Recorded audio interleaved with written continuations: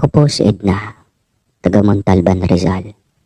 Pero tubong Maynila po talaga ang pamilya ko. Napilitang lumipat ng lugar dahil sa away sa lupa. Hinati na kasi ang mana ng magkakapatid ng itay at ayaw ng panganay nilang kapatid sa hatian. Ang gusto nito ay malaki ang kanyang mana dahil siya daw ang nag-aalaga sa lolo ko. Hindi naman mangyayari iyon dahil sa kahit siya ang nag-aalaga sa lolo ko. Nag-aambaga naman ang mga itay sa lahat ng nagasto sa gamot at hospital bill. At nagkataon na solong babae ang tita ko, kaya siya ang napatuka sa pag-aalaga. Hanggang sa nag-away-away ng 5 magkakapatid. Kaya naman ang namagitan sa kanila ay ang kapatid ng lolo. At sinabi nitong ipagbili na ang property ng lolo ko at hatiin sa 5. Wala namang nagawa ang tita ko dahil takot sila sa kapatid ng lolo ko. Dahil retired general ito. At sinabi ng kapatid ng lolo ko na maghiwa-hiwalay na lang ang magkakapatid upang hindi na lumaki ang away. At dahil ang aking ina ay tubong Rizal, napilitan kaming bumalik sa lugar ng Montalban. At doon nakakita kami ng isang bahay at lupa na may hindi naman kalumaan pa. At halata namang nire-remodel ito ng mga naging may-ari. Napagpasya namin na doon na kami manirahan sa Montalban. Para na rin ang aking ina ay hindi mailang sa lugar dahil doon naman siya ipinanganak. At noon daw ay kagubatan pang lugar na iyon. At ang nagmamay-ari daw noon ay malayo nilang kamag-anak na naibenta na rin sa ibang tao. Ngayon ay for sale ulit, kaya tuwang-tuwa ang aking ina at sinabing nakabalik na siya sa talagang lugar niya. At doon na daw sila mamamatay ng aking ama. Grabe naman, mamamatay agad. Nagkataon naman na kaming 3 magkakapatid ay lahat ay OFW. At lahat kami ay babae. At dahil ako ay bunso, nakadalawang alis lang ako mula Taiwan. At hindi na ako pinayagan pang umalis muli ng aking itay. Dahil sa lumala ang aking asma at humina ang aking katawan. At para na rin daw may kasama silang mag-asawa sa bahay. Pumayag naman ang aking 2 kapatid. Dahil mas kampante daw sila pagkasama ako ng aking mga magulang. Hindi sila mag-iisip ng masama para sa aking kalusugan. Bata pa kasi ang aking ama't ina. Hindi pa sila senior citizen. Kaya naman masaya ako at naalagaan nila ako. At hindi ko rin malaman kung bakit biglang humina ang aking katawan.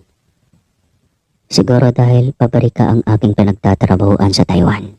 At masyado na siguro akong napagod. At hindi ko na rin naalagaan ang aking kalusugan. Dahil pag ang trabaho mo ay sa pabrika, uunahin mo ang trabaho bago ang iyong sarili. At ang overtime namin doon, halos araw-araw din. At trabahong panlalaki pa. Nagkataon naman na mas maganda ang trabaho ng ate ko. Ito ay nasa bansang Switzerland. At malaki ang sahod nito. Bala ko sanang sumunod sa kanya pero humina na talaga ang katawan ko. Kaya naman ang aking ate ang aming breadwinner sa pamilya. Tuwang-tuwa naman kami at nakabili nga kami ng murang lupa at bahay sa Montalban. At pinaganda ito ng ate ko. Pinaayos ng itay ang kapaligiran. Hindi ko rin naman maintindihan ang aking sarili. Dahil buhat nung ako ay bumalik ng Pilipinas, naisipan kong magpagamot sa isang albularyo. At kagustuhan din naman ng ina iyon. Dahil sabi nila, maging sa ibang bansa ay may elemento. At ang sabi sa akin ng albularyo, nagustuhan daw ako ng isang elemento sa bansang Taiwan. Yung kasing pinagtatrabahoan kong pabrika ay nasa gitna ng kabundukan. Kahit pa sabihin na moderno na ang kapaligiran nila. Alam ko naman nakakaiba pa rin pag nasa ibang bansa at hindi natin masasabi ang mga hindi natin nakikita sa ating kapaligiran.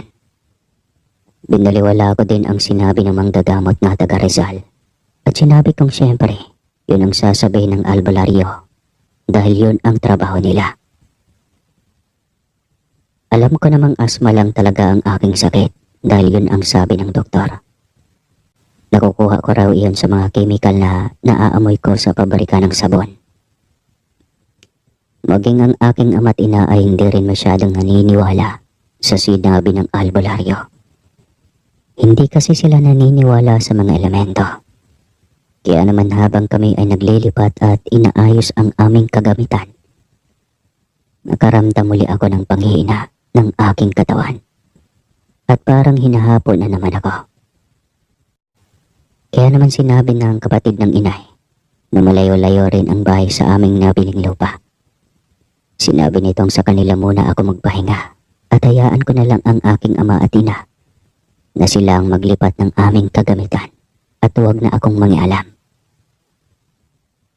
At habang ako nga ay nasa tiyahin ko at namamahinga sa kwarto, buong akala siguro ng aking mga pinsan ay tulog ako. Pero rinig na rinig ko ang pinag-uusapan nila na ang nabili naming lupa't bahay ay nakakatakot daw at hindi safe tirahan. Inay, bakit hinayaan mong bilhin nila tita ang bahay na iyon? Alam mo naman ang kwento nun, di ba? At saka kita mo, may sakit pa si Ate Edna, oh. Di ba yung dating nakabili, nagkasakit din iyon at doon na nga namatay sa bahay na iyon? Dapat naman sinabihan mo ang mga tita na hindi bilhin ang bahay at lupa na iyon. Marami pa naman dito sa Montalban ang ipinagbibiling mas magagandang lupa at bahay, ah. Nakakatakot kaya tumira doon. Rinig na rinig ko ang sinabing iyon ng aking pinsan. Habang sila'y nag-uusap-usap na magkakapatid at kaharap ang tita ko. Sinilip ko ito sa pinto at kitang-kita ko na nag-uusap sila sa sala. Bahagya akong natigilan at natatakot sa aking narinig. Gusto kong lumabas at itanong sa kanila kung ano ba yung pinag-uusapan nila. Pero nakaramdam ako ng hiya kahit pa sabihin na kamag-anak ko sila. Hindi naman kasi ganoon kami ka-close. Lumaki kami sa Maynila sa partido ng tatay ko at hindi ako sanay sa partido ng nanay ko. Hinayaan ko na lang sila na nag-uusap basta't pinapakinggan ko ang tungkol sa bahay na aming nabili. At sa isip ko, baka naman nagbibiroan lang sila at hinintay kong magsalita ang tita ko. Ano ba kayo? Matagal ng panahon nangyari yon. Ilang taon na ba ang nakalipas? At saka murang lupa't bahay na yon. Kahit sasabihin na hindi naman nasa gitna ng kabayanan, pero magandang lugar na yon at tahimik. Hayaan nyo na at gusto rin naman ng tita ninyo na makatipid. Alam nyo naman na wala ring hanap buhay ang asawa noon at may sakit pa si Edna. Umaasa lang sila sa mga anak nila sa ibang bansa. Huwag na kayong maingay at huwag nyo nang iparating ito sa mga pinsan mo at sa tita at tito mo, ha. Hayaan na natin silang mamuhay ng tahimik doon. At kung sakali naman na hindi nila malalaman ang istorya ng bahay, siguro naman ay hindi na sila magagambala doon. Saad naman ng tita ko. At naging palaisipan sa akin ang kanyang sagot. Matagal kong pinag-aralan at inilihim ang narinig ko. Ipinaparamdam ko sa aking tita at mga pinsan na wala akong narinig. At nang magawa na at maayos na ng tatay ko ang aming bahay, marami din siyang ipinabago, lalong-lalo na ang bubong at kesame. Meron din kasi itong atik. At tinatambakan na lang namin ng mga hindi na naming ginagamit ng kagamitan. Maging ang mataas na bahagi nito ay may 2 kwarto at pinilit ng inay at itay na doon sila matulog. Pero para iyon sa kapatid kong nasa ibang bansa. At ako naman, dahil medyo mataas ang 2 palapag ng bahay, pinagawan ako ng kwarto ng tatay ko sa ibaba. Katabay ito ng sala at komportable ako doon. Napakalaki ng bahay namin at 3 lang kaming nakatira. At dahil sa narinig kong kwentong nakakatakot sa tita ko, medyo kinakabahan ako, lalo na sa gabi. May mga kapitbahay naman kami pero hindi dikit-dikit at malalawak ang lote nila. At maging ang aming bakuran ay malawak pa. May mga punong guyabano, bayabas at arateres. Natutuwa naman ang aking itay at ayaw niya iyong putulin. Dahil prutas daw iyon at masustansya para sa akin. Malawak din ang aming walisin. Dahil malaki-laki ang loteng, umabot kasi ito ng 200 square meter. At ang tayo ng bahay ay umabot lang ng 80 square meter naman. Kaya malawak ang aming lote. At ang kapitbahay naman namin ay matataas ang kanilang mga gate at pader. Ang una kong napuna sa aming bahay, lalo na sa gabi, ay para bang nakakabingi ang katahimikan. Yun bang pakiramdam mo'y nasa loob ka ng isang kuweba? Madilim, malamig, at napakatahimik. Maging ang huni ng mga ibon na hindi ko marinig sa gabi, at yun ang aking pinagtatakan. Gayong napapalibutan naman kami ng ilang punong kahoy. Ilang buwan din namang tahimik ang aming paligid, at maging ako ay ayos naman at nakakapagpahinga. Sabi pa ng itay, baka gusto ko pa raw bumalik sa manggagamot dahil pagkaramdam daw niya ay pumapayat ako. Pero ako na ang tumanggi. Sinabi ko na sa doktor na lang ako magpapacheck up. At ewan ko ba, nawiwarduhan kasi ako sa albularyo. Simpleng asma lang naman kasi ang sakit ko. Kung ano-ano na lang ang mga sinasabi niya tungkol sa nararamdaman ko. Hindi ko malimutan ang sinabi pa ng albularyo sa akin na mag-iingat daw ako. Dahil sa mga oras daw ito ay nagustuhan na nga ako ng engkanto sa Taiwan. Lalo daw hihina ang aking katawan. At kung napaalis naman daw niya ito, ay lapitin pa din daw ako ng engkanto dito sa Pilipinas. Natawa na lang ako habang sinasabi ng albularyo iyon. At pinagagalitan pa nga ako ng aking inay. At sinabi sa aking huwag kong pagtawanan ang albularyo. Ewan ko ba, ang corny kasi para sa akin ang pinagsasabi ng albularyo. Ano namang koneksyon ng engkanto sa Taiwan at engkanto sa Pilipinas? Pareho namang hindi sila nakikita ng mga ordinaryong tao. Basta para sa akin, ang sakit ko ay isang normal na asma lamang. At pag umaatake ito, hirapan akong huminga at hinahapo ako. Yun ang sintomas ng asma para sa akin. Subalit, habang tumatagal kami sa Montalban, nararamdaman ko nga ang kakaibang nangyayari sa aking katawan. Pumapayat ako at putlang-putla, kaya nagpapa-regular check-up na ako. Tama naman ang sinabi ng doktor. Lumalala daw ang sakit ng asma ko. Kaya naman tambak ang gamot ko at minsan matindi ang hapo ko. At ang aking dalawang kapatid ay nag-aalala na sa akin. Nang magbakasyon kasi sila, ibinili nila ako ng tangke ng oxygen.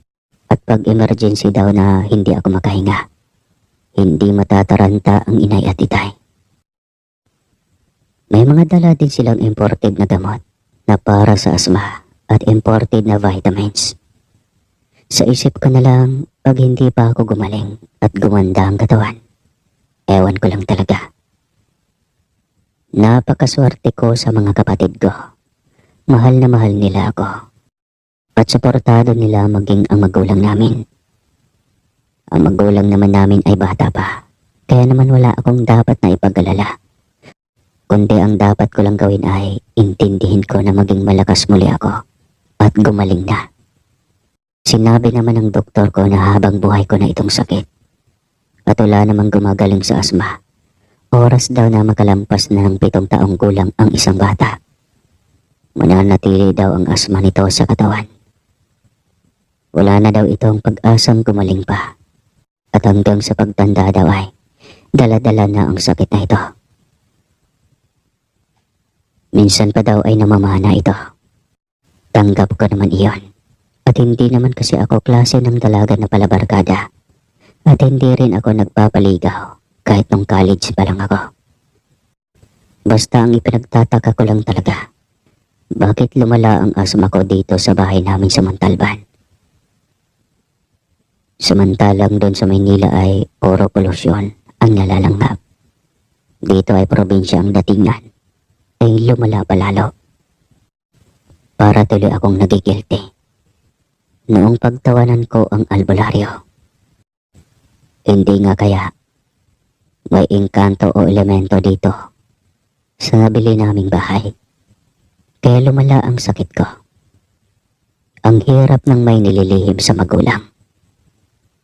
Gusto ko mang sabihin sa inay ko ang narinig ko sa tita ko na namatay sa sakit ang dating nakabili ng bahay na ito. Pero paano ko sasabihin? Baka mamaya matakot ang inay at atakihin pa iyon sa puso.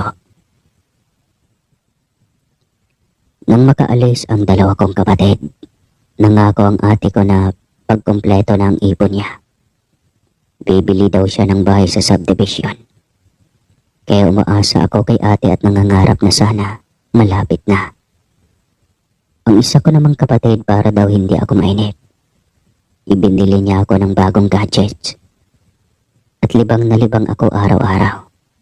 May personal computer na ako at may laptop ako.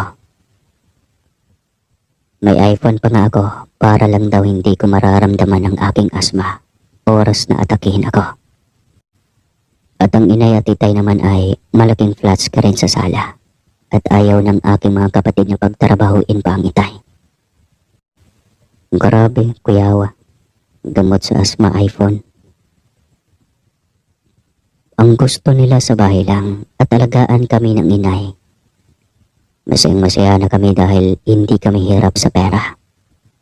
Spoiled pa ako sa aking dalawang ate at wala na akong mahihiling pa.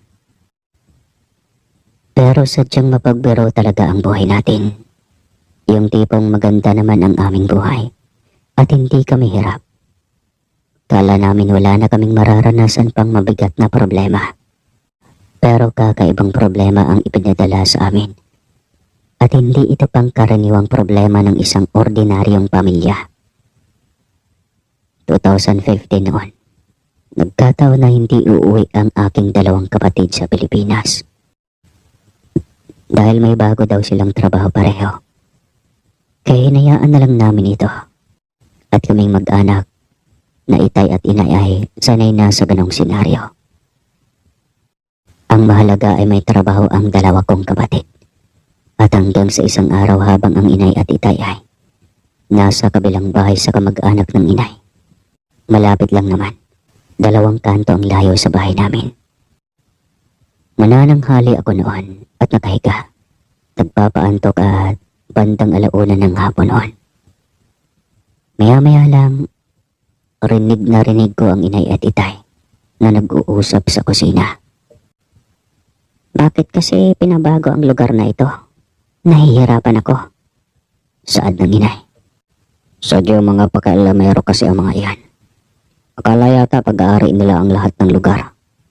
Hindi na ako natutuwa. Wika naman ng itay. Agad naman akong nagsalita kahit nasa kwarto ako. Itay, ano po yung pinag-uusapan ninyo? Kanino ka po nagagalit, ha? Sigaw ko naman at kaagad akong bumangon sa kama. Subalit paglabas ko ng kwarto ko, napakatahimik ng paligid at walang tao, kundi ako lamang. Maging ang kusina ay aking pinakaramdaman, pero nahalata kong wala talaga sila nanay at tatay doon. Napatakbo ako papasok ng aking kwarto at nanindig ang balahibo ko. Inatake ako ng aking hapos at hindi ng aking kaba. Napilitan tuloy akong magpa-oxygen. At ilang oras pa, inabutan naman ako ng inay at itay na hirap huminga. Ina, ayos ka lang ba? Diyos ko, kumusta ang pagkaramdam mo? Dadalhin ka ba namin sa ospital ha? Agad nagpanik ang inay at sinabi ko namang ayos na ako. Magpapahinga lang ako at agad ko ding sinabi ang aking narinig. Boses niyo po talaga iyon, inay. At ang itay parang galit. Kaya nga agad po akong lumabas ng kwarto ko. At paglabas ko, ako lang ang tao at wala po kayo dito. Nakita kong nagkatinginan ang mga magulang ko. At sinabing sila daw talaga iyon. At nasa likurang bahay daw sila. Alam ko namang inalis lang nila ang takot ko. At hindi talaga sila iyon. Alam kong kararating lang nila ng mga oras na iyon. Tama na yan, anak. Tinatakot mo lang ang sarili mo. Alam mo naman na aatakihin ka ng asma mo pag ninervyos ka. Huwag na natin pag-usapan pa yan. Para boses lang eh. Sansala naman ang itay. Na alam kong nag-aalala lang ito sa kalagayan ko. Ano pa nga ba? Ano pa nga ba ang pwedeng mangyari?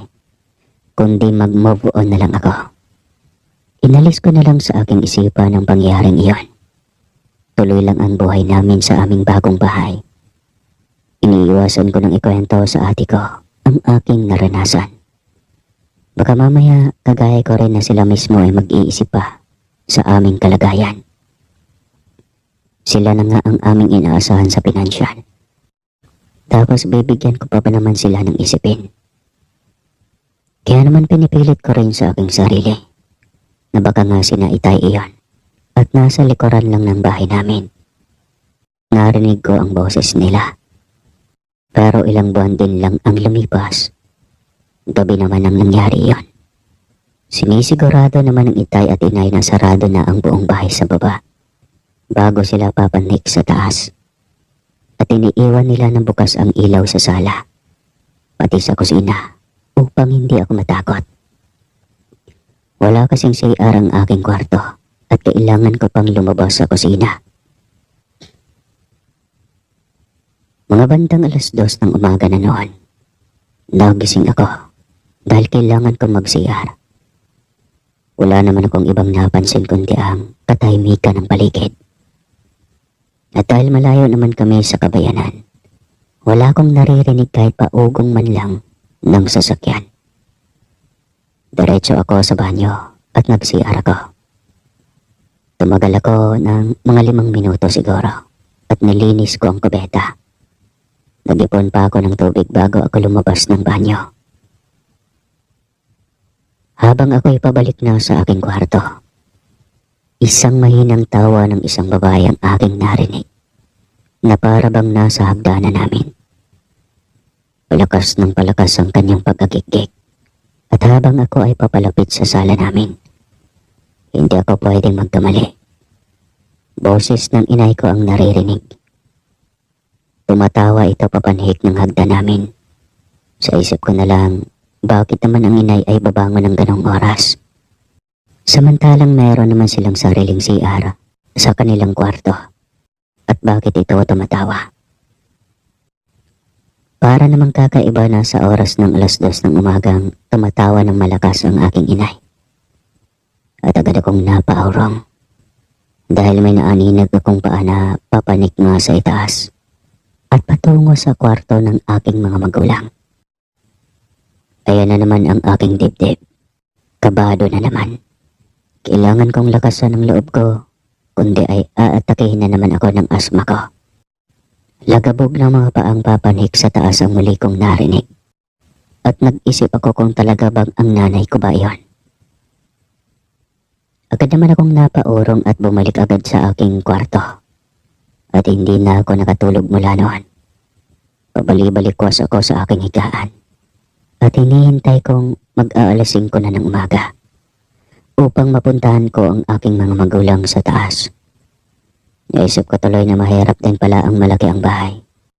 At sana nga, ang nasa isipan ko ng mga oras na iyon ay ang nanay ko nga ang tumatawang iyon. Nagpapanhik ng hagdan kagabi. Narinig kong may mga tao na sa labas na lumalakad at alam ko na malapit ng mag-umaga. At alam kong magliliwanag na. Kaya naman agad akong lumabas ng aking kwarto. Binubuksan ko ang lahat ng ilaw at kita ko rin na nagliliwanag na sa labas. Agad akong sumigaw sa itay at inay at pinababa ko kaagad sila. Nagkataon naman na nagising ang itay at dalian itong bumaba at sinalubong ako sa sala. Itay, gisingin mo nga ang inay. May itatanong lang ako. Dali na itay, gisingin mo ang inay. Saad ko na naiiyak. Ay, sandali lang anak, at babalik ako sa taas. Bakit ba? Ano? May problema ba? Tanong pa ng itay. Wala po itay, basta gisingin mo ang inay. At pababain mo, may itatanong po akong mahalaga. Ayaw ko pong pumanik sa taas, hinahapo ako. Bilisan niyo po itay.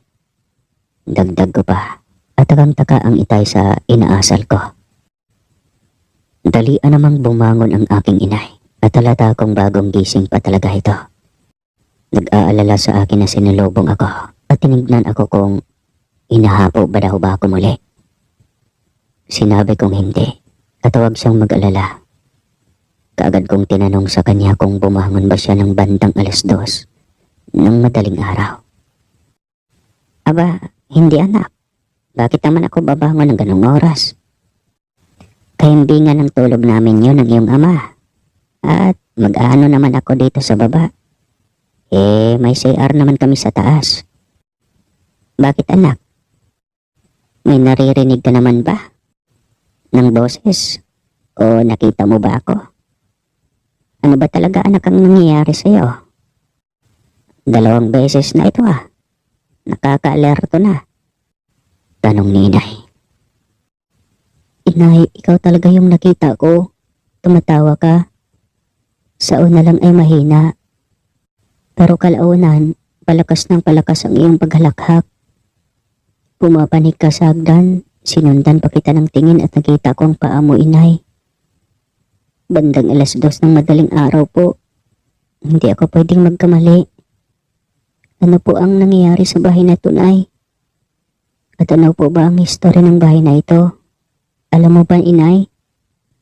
Sa nangyayari po kasi parang lalong lumalala ang sakit ko. Tapos 2 beses na akong nakaranas ng kakaibang pangyayari. Hindi po ako nananakot, inay. Totoo po ang mga sinasabi ko. At nagulat ako sa ipinagtapat ng aking itay. Sinabi niya na noon daw na ako ay nasa kabilang bahay sa aking tiyahin. Nakita daw niya ako na naglalakad sa likurang bahay namin. At hindi daw siya pwedeng magkamali. Ako daw talaga iyon. At nagulat na lang siya nang matagal daw ako bago bumalik. Hindi na lang daw niya iyon sinabi sa akin. Dahil baka nga matakot kami ng inay. Sinabi ng itay na kung ano man ang aming nararamdaman ay kailangan naming magtanong-tanong sa mga kamag-anak ng inay. At kailangan naming malaman kung ano ang history ng bahay. Subalit hindi ko pa rin kunento sa kanila ang nalaman ko sa mga pinsan at tiyahin ko. At ang umagang iyon na makapagluto na si inay ay kumain na kami.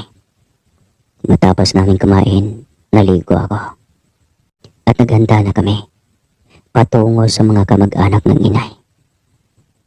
Nilinis namin ang buong kabayan at isinara namin ito upang walang makapasok na kahit sino man. Iniisip din kasi ng itay baka daw ay may nagloloko sa amin at tinatakot lang kami. Halos nakailang bahay kami at pinuntahan namin ang mga matatandang kamag-anak ng inay na mismong taga roon sa Montalban. At sa huling bahay na aming pinuntahan, ang tiyuhing matanda ng inay. Doon namin nalaman ang kwento ng bahay na iyon. Yan na nga ba ang sinasabi ko? Napag-usapan na namin noon ang tungkol sa inyong bahay na nabili. Sabi nga namin noon, bakit ba naman kayo pa ang gustong bumili ng bahay at lupa na iyon? Pero nalaman na lang namin na nagkabayaran na pala kayo. Kaya wala na kaming nagawa. Alam ninyo, pamangkin, ang bahay na iyan ay pagmamay-ari ng isang mag-asawang halos dyan na rin namatay dahil sa sakit. At ang sumunod naman ay agad ding umalis dahil hindi daw sila payapa sa bahay na yan habang naninirahan sila. Alam nyo kasi ang lugar na iyan noon ay maraming puno ng balete. Bago nga iyan mabahayan noon ay pahirapan. Dahil malalaki ang punong kailangan pa nilang kumuha ng permit sa DNR. At bago nila inaalis ang mga punong iyon, tanda ko pa, Maraming sumukong trabahador. At alam ko dahil sa pangyaring iyon siguro ay may mga nabulabog na mga nakatira dyang mga elemento. Kaya ganyan ang nangyari buhat ng bahayan ang lugar na yan. Wala ng pamilyang natahimik. Bakit? Ano bang nangyari? At bakit kayong nagtatanong ng ganyan? May masama bang nangyari sa inyo? Pag ganoon, umalis na kayo ngayon din. Saad ng tiyuhin ng nanay ko. Sinabi ko ang aking mga naging karanasan. Sinabi ko na ginagaya ang boses ng itay at inay. At minsan din ay ginagaya ang anyo ko na nakita ng itay. Sinabi ko sa tiyuhin ng nanay na dahil sa pangyaring iyon, lumala ang asma ko at hinahapo lagi sa nerbiyos. Kung ganyan din lang naman ang nangyari, umalis na kayo. Ibenta nyo na uli ang lupa't bahay na yan. Pero ang bibili niyan ay hindi mga taga rito. Dahil alam ang istorya ng bahay na iyan ng lihita mong taga Montalban. At tama ka, Ida. Ganyan din ang mga nagiging karanasan ng mga dating nakatira dyan. Marami daw silang naririnig na boses na nag-uusap-usap at nagtatawanan. Minsan pa daw ay nakakaamoy sila ng masasarap na patahe at mga amoy na mababangong bulaklak. Mga prutas na nangangamoy, lalo na sa madaling araw.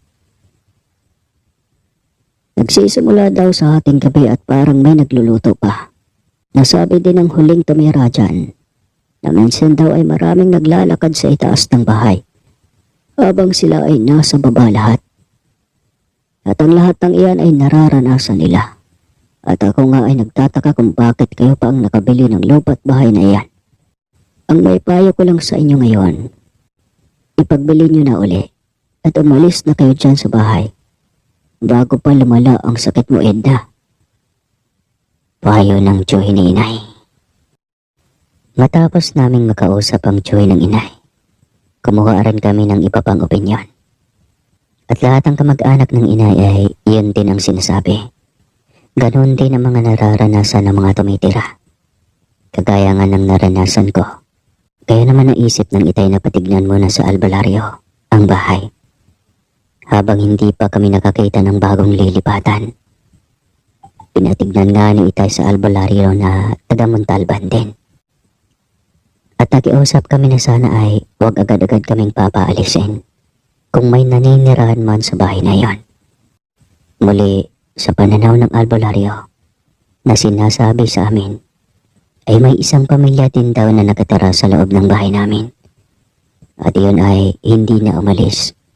Buhat ng putuli ng mga puno ng balete na nakapwesto noon sa mismong sala ng bahay namin. At ang mga elemento daw na ito ay itim na engkanto. Mag-anak daw na engkanto ito. At mahilig nga daw ito gumaya ng boses ng tao.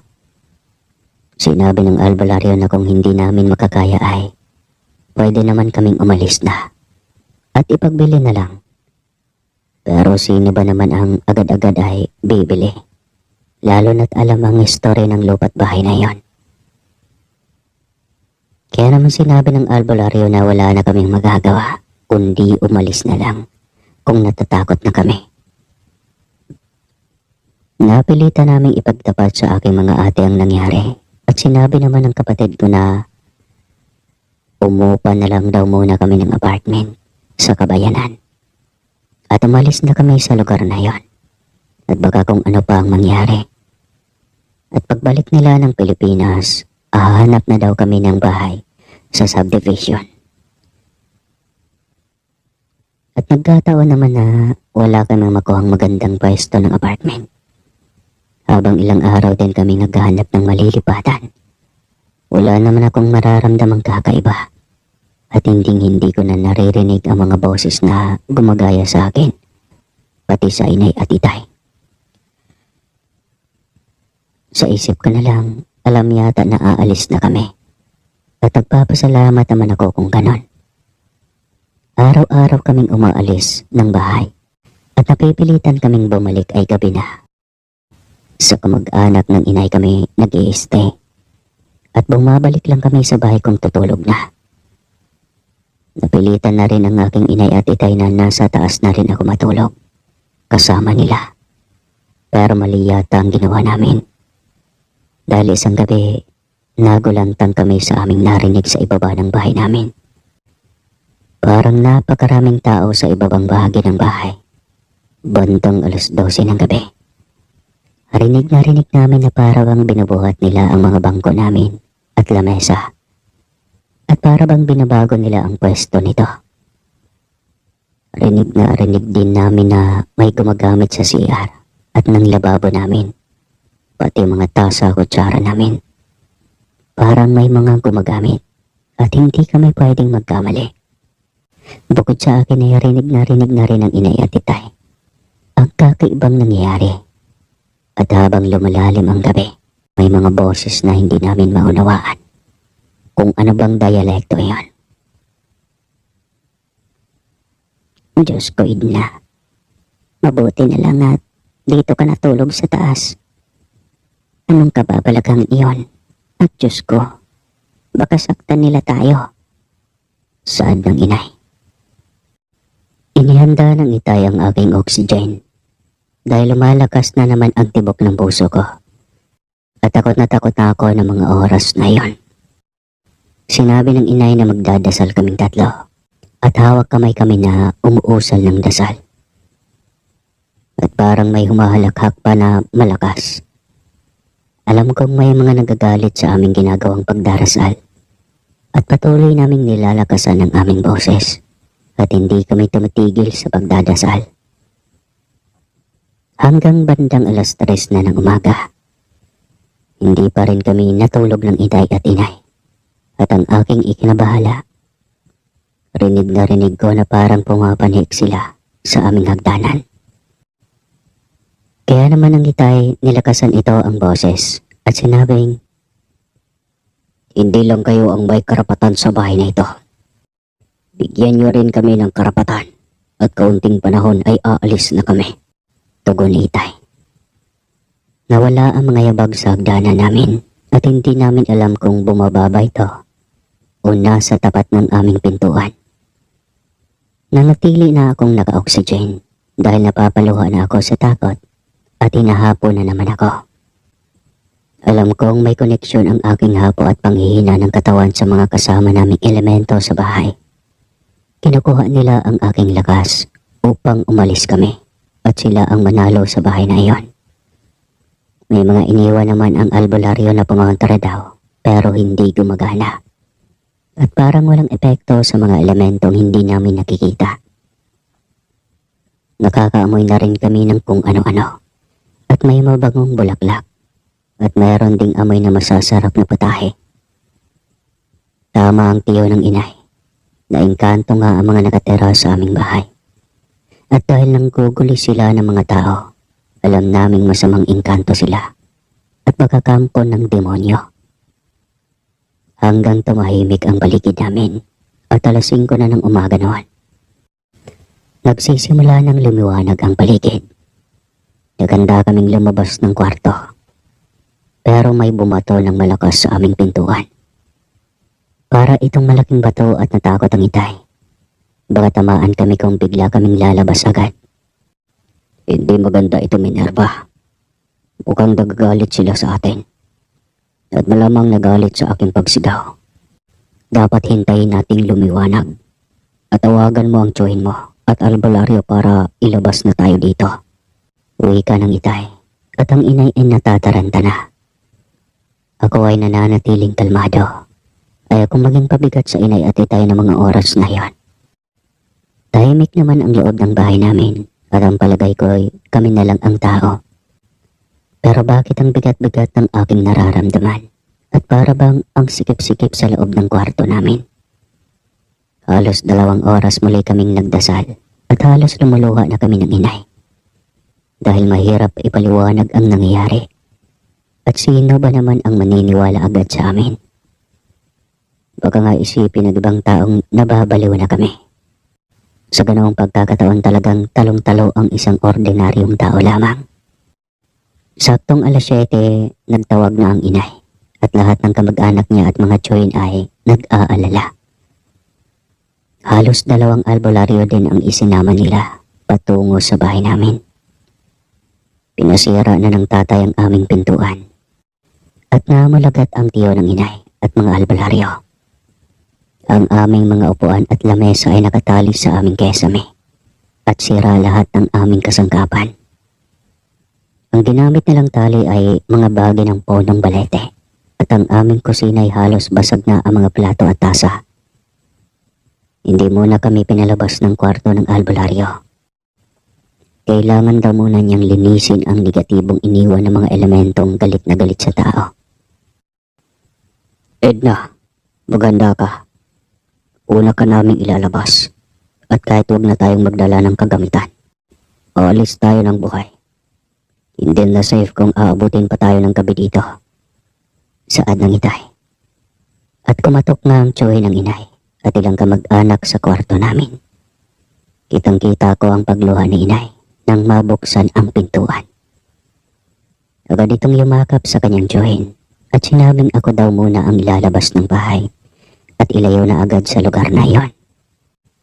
Pinaghanap kami ng albularyo ng damit o telang pula at italokbong daw ito sa akin. Nagkataon naman na may kumot kaming pula at agad nila akong nailabas ng bahay namin. Kitang-kita ko ang mga kagamitan naming parang dinadaanan ng ipo-ipo. At bumubulong ako na, "Tama na po, at wala naman po kaming laban sa inyo." Bulong ko. Nakaalis ako at sa isang kamag-anak namin sa bayan ang sumalo sa akin at agad ding naghanap ng isang mauupahang bahay o apartment. Kinagabihan, dumating ang inay at itay. Dala ang aking personal computer at laptop. At ilang kagamitan naming hindi nasira. Pati ang iPhone 4S ko. At ilang kagamitan naming hindi nasira. Napakalungkot ng aking magulang at wala silang imik. Kinabukasan, agad kaming lumipat sa isang apartment at maging ang 2 kong kapatid ay nag-aalala sa amin. At ang isa pa naming kinakatakutan, ang titulo ng lupa at bahay ay punit-punit nang makita ng itay sa loob ng cabinet. Talagang galit na galit sila at alam kong nakakaawa lamang ang pamilyang bibili ng lupang iyon. Kaya nagpasya ang mga kapatid kong hayaan muna ang lote at huwag nang ipagbili. Sa ngayon, Sir Casper, ay nasa isang subdivision na kami at napakalaking himala dahil nawala na ang asma ko at hindi na ako hinahabol. Tama ang albularyo. Hinahatak ng mga elemento ang aking lakas at kung hindi agad ako nakaalis sa bahay na iyon, malamang patay na ako ngayon. Balita namin, naging gubat na ang lote namin at ang bahay namin ay nagiba na at hindi na kami bumalik doon. May mga nagsasabi na minsan marami daw tao sa lote namin at may ilaw pa silang nakikita sa gabi.